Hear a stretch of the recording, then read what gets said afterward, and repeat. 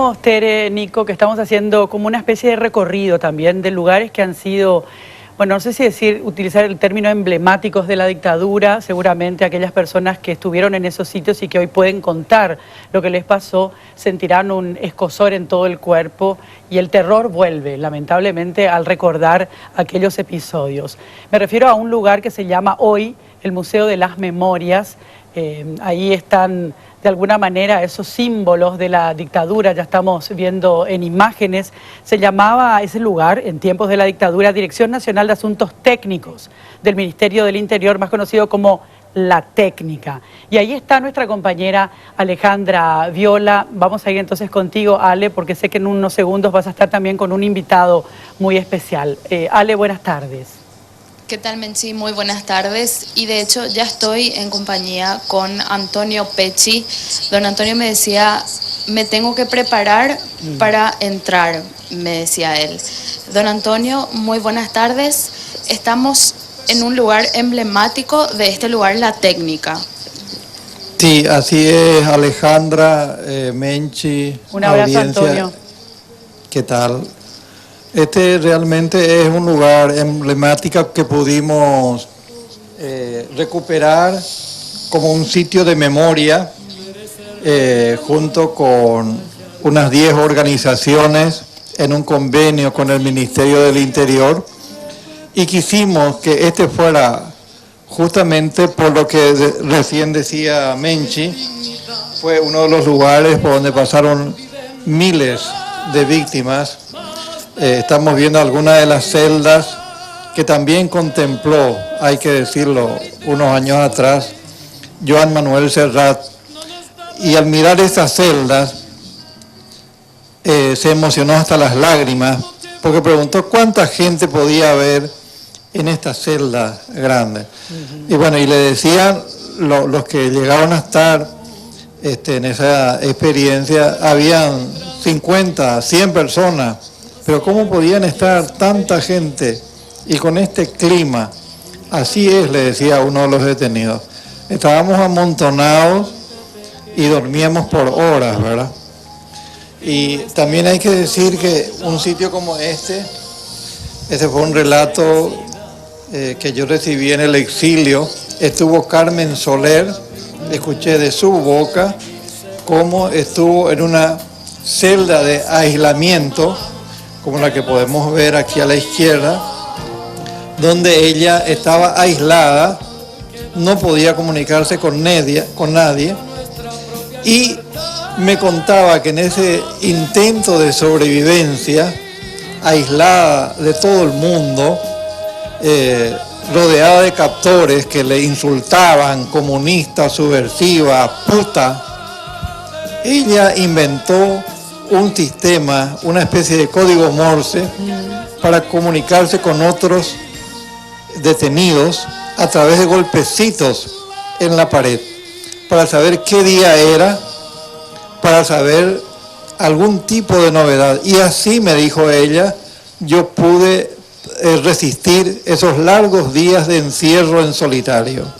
De modo que es un lugar que tiene vivencias de mucha gente luchadora, de distintos partidos políticos, de gente independiente, de campesinos, ¿verdad?, hasta de sacerdotes, que en estos lugares, enfrente, en la comisaría tercera, recordemos que estaban los presos más antiguos del régimen, como Antonio Maidana y otros, ¿verdad?, que estuvieron 20 años de prisión.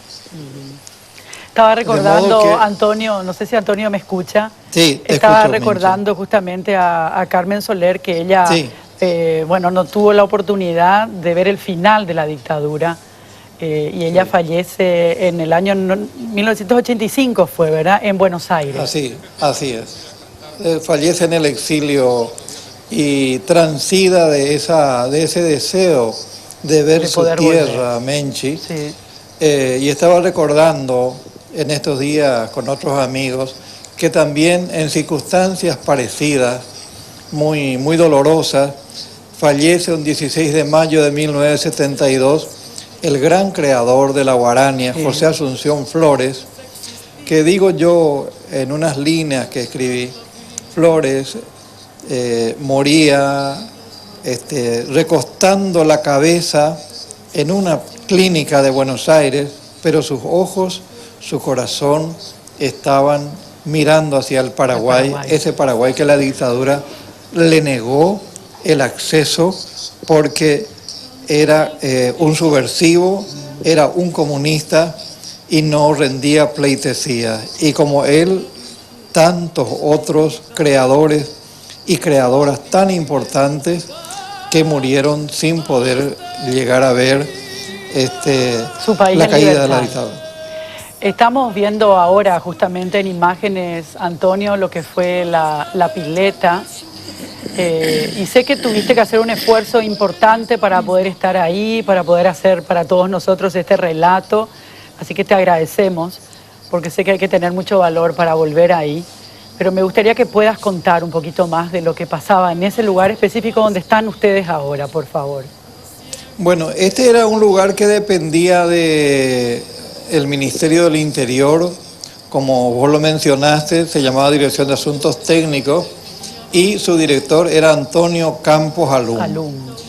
Fue creado en un programa conjunto del gobierno de Stroessner con el gobierno norteamericano en el año 56, y vino un experto en tortura, el coronel Thierry, Robert Thierry, a entrenar a militares y sobre todo a policías paraguayos cómo había que torturar a opositores para obtener declaraciones de sus actividades. Entonces, parte de ese procedimiento de tortura, donde había picanas, había cachiporras, había aislamientos, como mencionamos recién, estaba esta pileta, que es una experiencia traumática, difícil. Yo no llegué a estar, por suerte, en una circunstancia como esta, pero sé que hay varios, conocemos a cientos de detenidos y detenidas, algunas de ellas mujeres muy valientes. Estaba recordando esta mañana a Guillermina Canonikov, sí, que sufrió la pileta estando embarazada. También Celsa Ramírez, la compañera de Derlis Villagra, estando embarazada de 8 meses, también fue llevada a la pileta, e increíblemente nacieron esos hijos.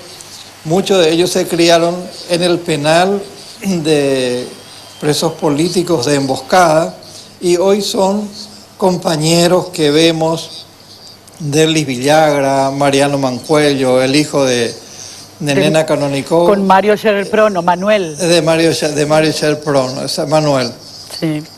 Vemos que son universitarios, son profesionales, están llevando adelante una vida. Es un milagro de la vida.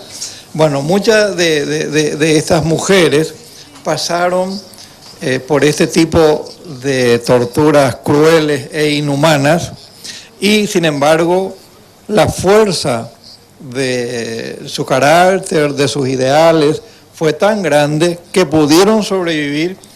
Y te cuento algo que compartimos con la audiencia, Menchi. Sí. Me decían investigadores de la Comisión de Verdad y Justicia, que vos sabés que trabajó durante 4 años en la investigación de los crímenes de la dictadura.